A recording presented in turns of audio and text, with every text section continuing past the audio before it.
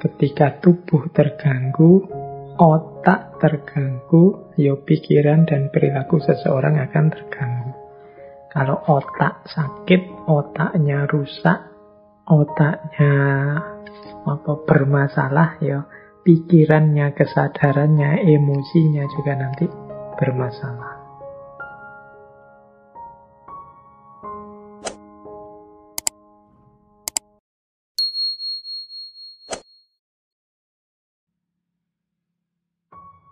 Assalamualaikum warahmatullahi wabarakatuh. Otak itu adalah pusatnya kesadaran, pusatnya intelektual, pusatnya emosi. Jadi berarti apa? Kuncinya manusia dan kemanusiaan itu ada pada otak. Kalau cara berpikir atau cara berperilaku seseorang terganggu atau menyimpang, itu mungkin ada yang salah dengan otaknya. Ini sebenarnya teori yang umum, populer sekali di masyarakat. Kalau ada orang ngomongnya ngelantur, pikirannya tidak jelas kemana-mana, kelakuannya, perilakunya juga tidak seperti orang umumnya, kita kan sering menyebut orang ini, wah, otaknya terganggu mesti. Ada yang tidak beres ini mesti. Malih mesti ini dan seterusnya. Jadi kuncinya diri kemanusiaan kita itu ada pada otak. Kalau otak rusak, kesadaran kita sebagai manusia juga kacau. Kita tidak bisa mikir, emosi kita juga tidak akan ada kontrolnya. Jadi ini pandangannya Hippocrates. Makanya dia disebut pelopor somatogenesis. Somatogenesis itu pandangan bahwa masalah yang terjadi pada tubuh fisik atau soma itu akan mengganggu pikiran dan tindakannya manusia. Somatogenesis itu kebalikan dari psikogenesis.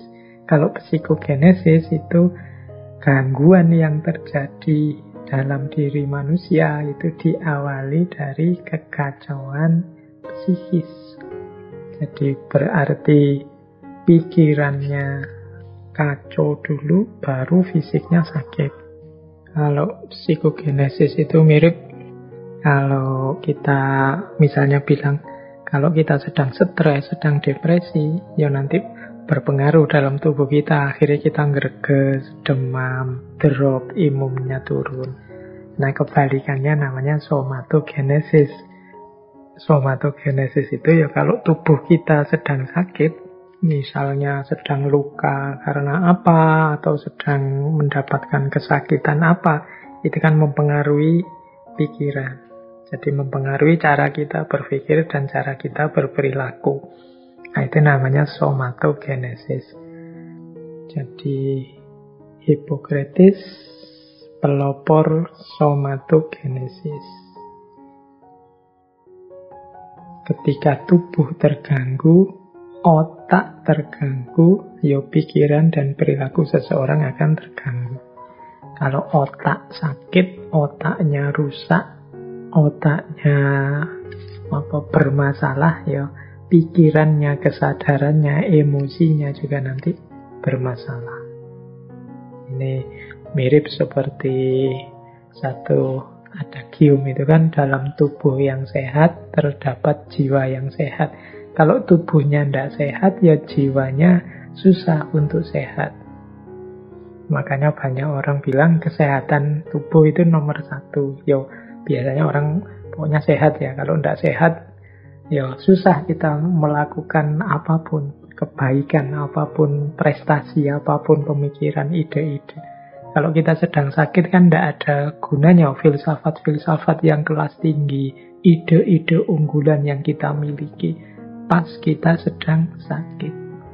Maka orang selalu bilang kesehatan nomor satu. Baik kesehatan versi somatogenesis maupun versi psikogenesis. Pada akhirnya ya sakit semuanya. Apakah sakit fisik mengimbas pada psikis atau sebaliknya, sakit psikis mengimbas pada fisik. Toh jatuhnya ya semuanya sakit, baik psikis maupun fisiknya. Jadi mari kita sehat lahir dan batin. Karena ini dua-duanya berpengaruh dalam hidup kita. Tidak ada gunanya ilmu-ilmu tinggi kita, harta kita sebanyak apapun, dan setinggi apa jabatan kita kalau kita sedang sakit. Sama sekali tidak ada nikmatnya. Maka bersyukurlah yang hari ini dikaruniai kesehatan. Baik, teman-teman. Sekarang kita masuk ke bagian inti dari ngaji kita malam hari ini. Malah intinya 10 menit terakhir ini, 30 menit terakhir. Jadi sebenarnya tema Hippocrates ini kan mencari hikmah, mencari wisdom dari kesehatan versinya Hippocrates. Yang sebelum-sebelumnya ini teori-teorinya, ada banyak hikmah dari yang sebelumnya. Cuma bagian kebijaksanaannya yang terakhir ini. Wisdom tentang kesehatan. Baik, kita awali kebijaksanaan tentang kesehatan. Yang pertama, ini materi-materi kebijaksanaan ini saya ambil dari buku yang judulnya Hippocrates Aphorisms. Jadi aforisma-aforisma dari Hippocrates.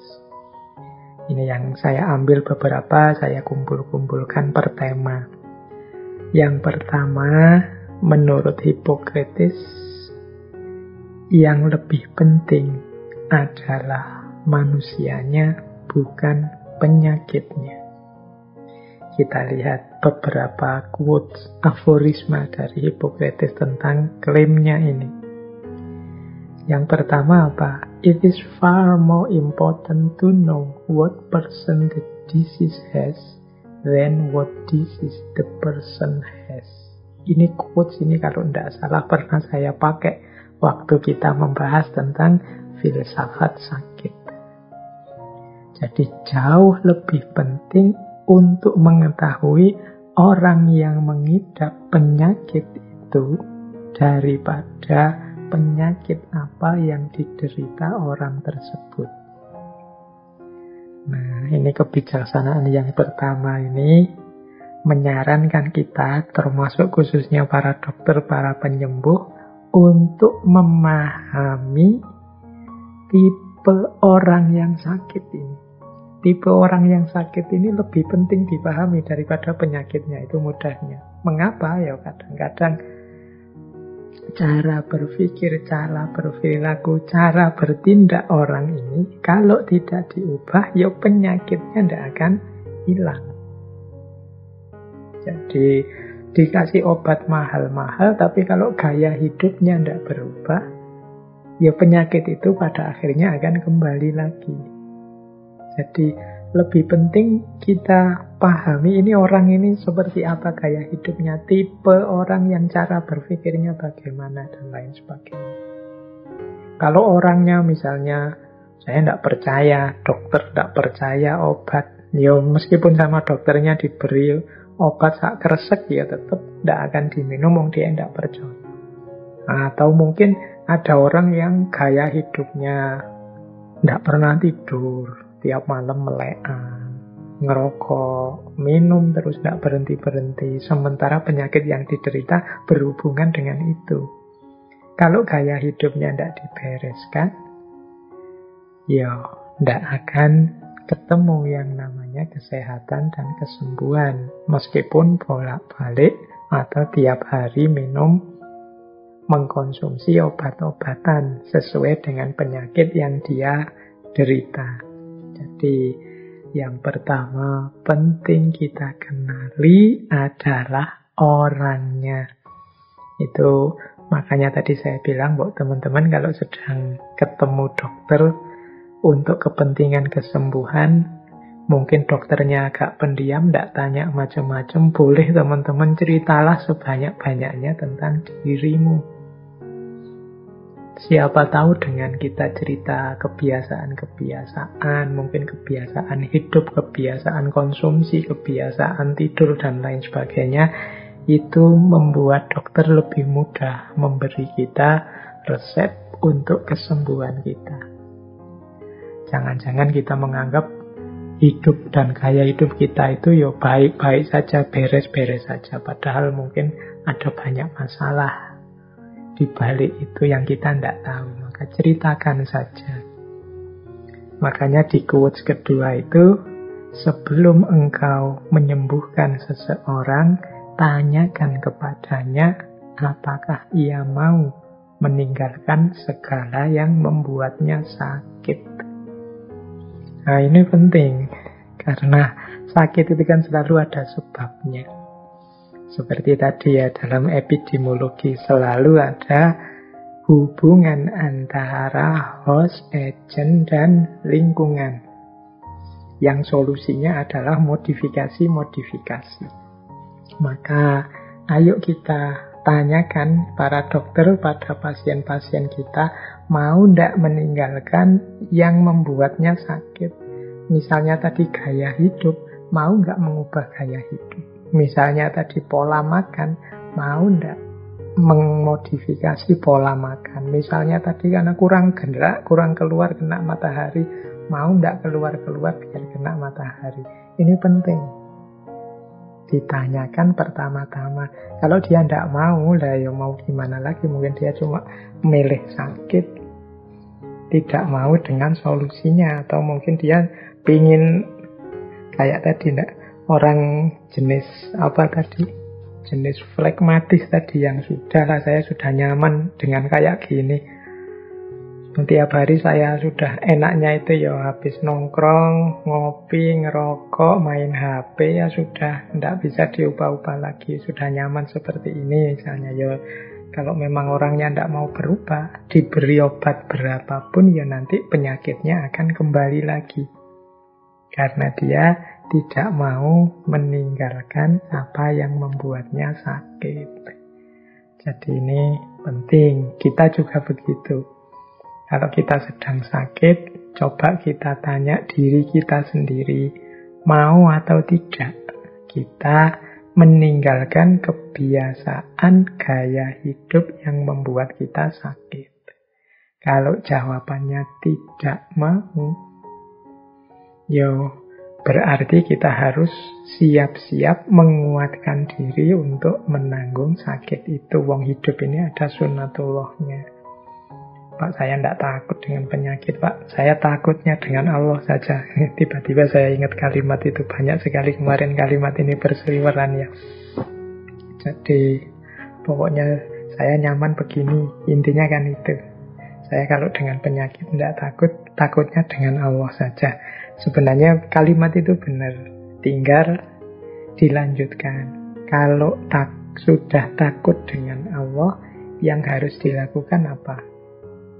Ketika orang takut dengan Allah itu kan berarti dia harus mau menjalankan perintahnya, amanah-amanahnya, dan menjauhi larangannya.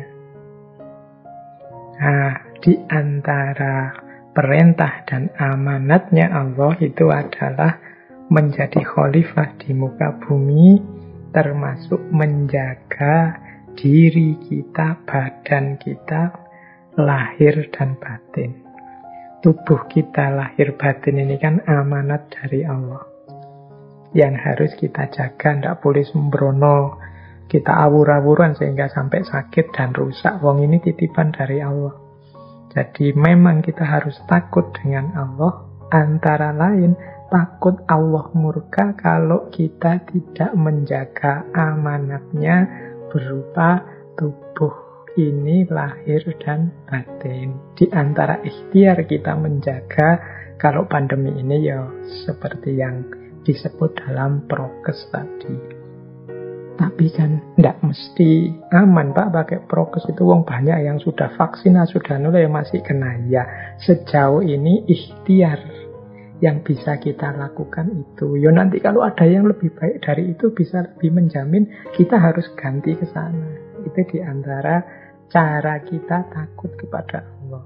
Jadi bukan kok takut kepada Allah itu dengan cara kemudian justru menjauh dari amanahnya Allah untuk menjaga kesehatan tubuh ini. Justru karena kita takut Allah murka, kita jaga kesehatan kita. Oke.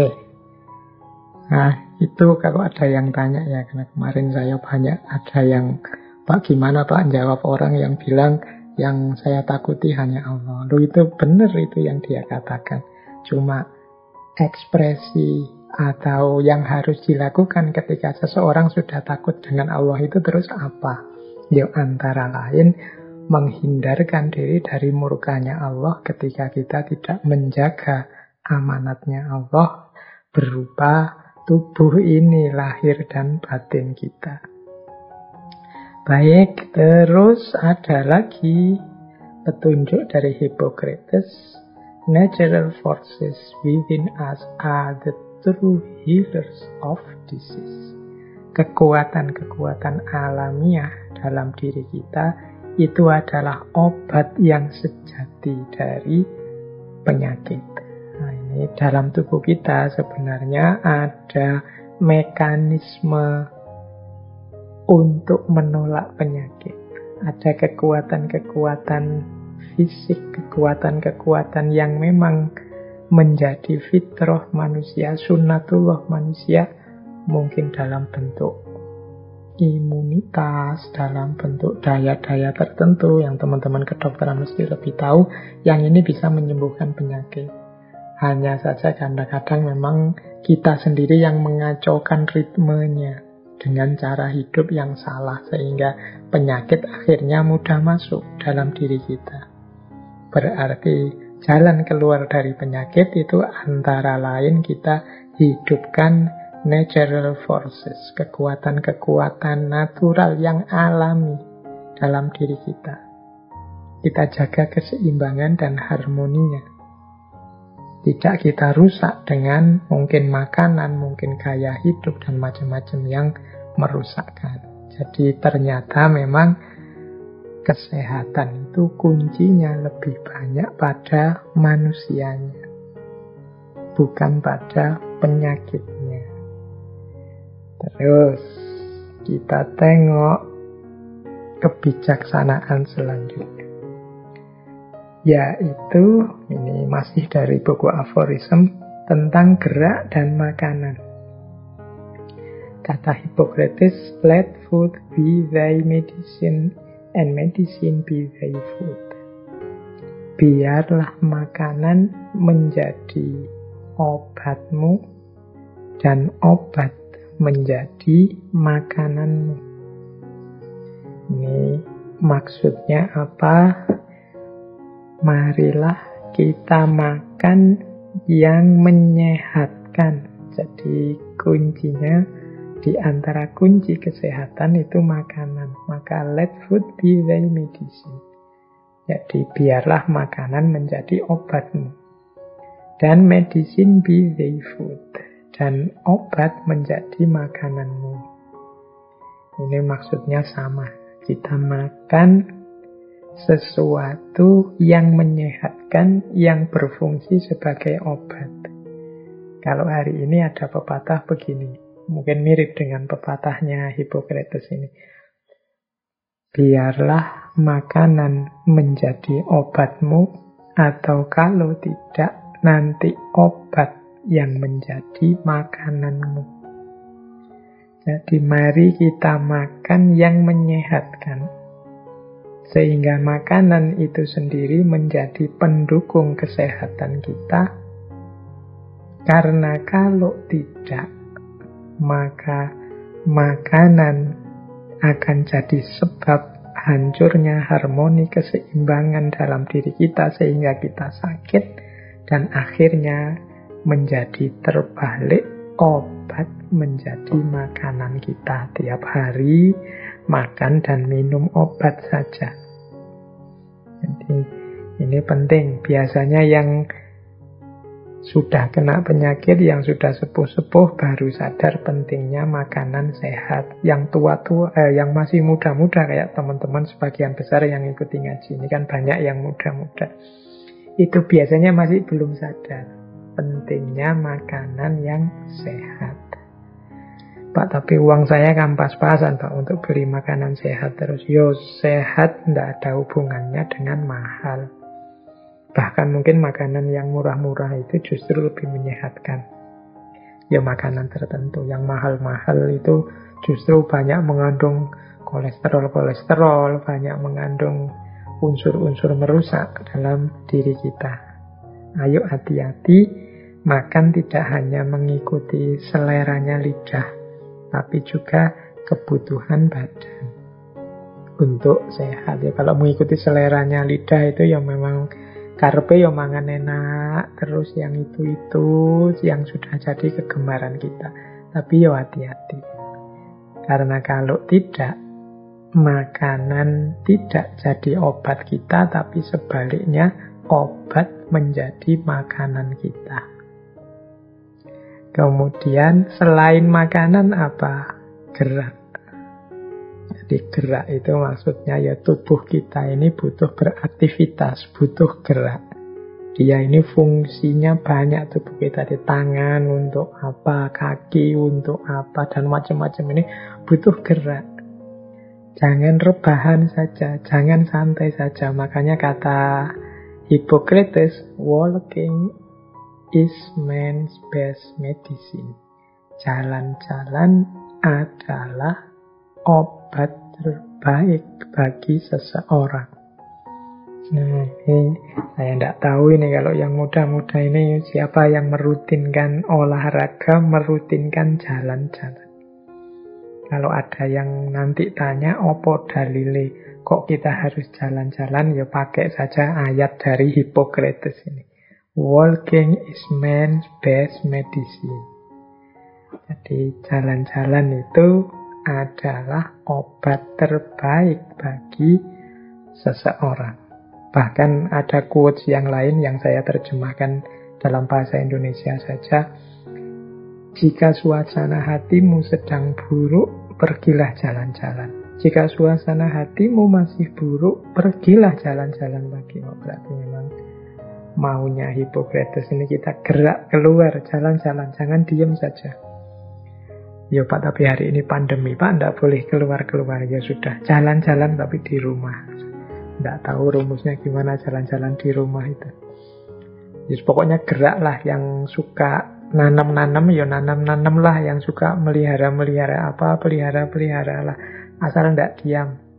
Mungkin bersih-bersih rumah, ngecat-ngecat, nyuci, nyetrika, itu semua gerak. Aktivitas-aktivitas ini membuat mood kita mungkin bisa naik. Suasana hati kita tidak lagi murung, tidak lagi suntuk.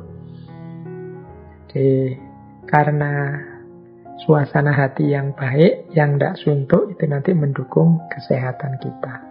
Seperti tadi rumusnya, kesehatan psikis berpengaruh pada kesehatan fisik, demikian juga sebaliknya. Jadi ini rumus kebijaksanaan yang kedua. Yang ketiga, kebijaksanaan kesehatan selanjutnya ada pada aspek moderasi. Ini ada beberapa quotes yang saya bawa. Yang pertama, semua bagian tubuh memiliki fungsi. Jika digunakan secara moderat dan digunakan sesuai fungsinya, akan menjadi sehat, berkembang dengan baik, dan menua lebih lambat. Tetapi jika tidak digunakan secara tepat, mereka akan menjadi rentan terhadap penyakit, cacat dalam pertumbuhan, dan menua dengan cepat. Jadi, mari kita belajar. Ini di antara belajar kita, kan dalam filsafat itu selalu kita disuruh belajar tentang diri kita sendiri. Selama ini kalau saya bilang pelajari, pahami dirimu, itu teman-teman mesti konotasinya aspek batinnya, jati diri, kedalamannya. Tapi sebenarnya semuanya, tidak hanya aspek mentalnya, moralnya, batinnya, tapi juga fisiknya. Karena seperti saya bilang tadi, sehatnya fisik itu berpengaruh terhadap kesehatan mental, kesehatan rohani kita. Dan belajar tentang kesehatan fisik berarti kita harus paham fungsi dari bagian-bagian tubuh kita. Mata, telinga, tangan, kaki, hidung, dan lain sebagainya, mari kita pergunakan secara moderat. Moderat itu tidak berlebihan, juga tidak kekurangan. Mata, yuk kita gunakan melihat secara pas dan tepat. Tidak terlalu banyak melihat sesuatu, atau terlalu banyak tidak dipakai. Misalnya, saya merem saja, tidak melihat, tidak begitu. Dipakai pas secukupnya saja. Waktunya merem tidur ya tidur, waktunya melek dipakai melihat ya melihat. Digunakan sesuai fungsinya. Jangan 24 jam di depan laptop terus. Pasti akan sakit kita. Mata kita. Kaki juga begitu, tangan juga begitu. Kalau kita rebahan saja, maka fungsinya kaki akan menurun, kekuatannya juga akan menurun. Tangan kita juga begitu.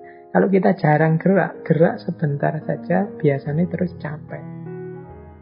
Itu berarti kita tidak mempergunakannya dengan baik. Kalau katanya Hippocrates, akan membuat kita rentan terhadap penyakit, pertumbuhannya cacat, dan menua dengan cepat. Menua dengan cepat itu cepat aus. Wong yo tidak pernah dipakai atau dipakai secara berlebihan. Jadi menggunakannya harus tepat atau pas. Jadi jangan kekurangan, juga jangan berlebihan. Pak, saya mengistirahatkan mata Pak, makanya saya tidur terus mulai habis subuh sampai jam 12 siang. Itu juga tidak moderat. Berarti kekurangan cara pemakaiannya. Jadi terlalu banyak dipakai juga jelek. Wah, sekarang Pak saya sudah bisa muter stadion 50 kali sekali ngangkat loh. Ya berlebihan juga jelek. Jadi yuk digunakan yang pas saja. Jadi rumus kesehatan selanjutnya itu moderasi. Makanya ada kalimat selanjutnya dari Hippocrates, jika kita dapat memberi setiap individu jumlah nutrisi dan latihan yang tepat, tidak terlalu sedikit dan tidak terlalu banyak, kita akan menemukan cara paling aman untuk kesehatan. Jadi sehat itu ada pada moderasi, ada pada paradigma yang pas, tidak ekstrim. Nah, ini ternyata tidak hanya urusan rohani, urusan agama yang kita selama hari-hari ini kan kita banyak diskusi tentang moderasi beragama. Ternyata kesehatan fisik juga butuh moderasi. Diimplementasikan secara pas. Bahkan kata Hippocrates, baik tidur maupun kurang tidur, jika tidak pas sama-sama buruk. Maksudnya terlalu banyak tidur atau kurang tidur itu sama-sama buruk. Jadi ya tidur itu ya pas sesuai jamnya saja. Mungkin 7-8 jam, ya sekitar itu kita tidur. Jangan kekurangan, juga jangan berlebihan. Baik, mungkin waktunya sudah habis. Saya tambah satu lagi hikmah dari ajarannya Hippocrates.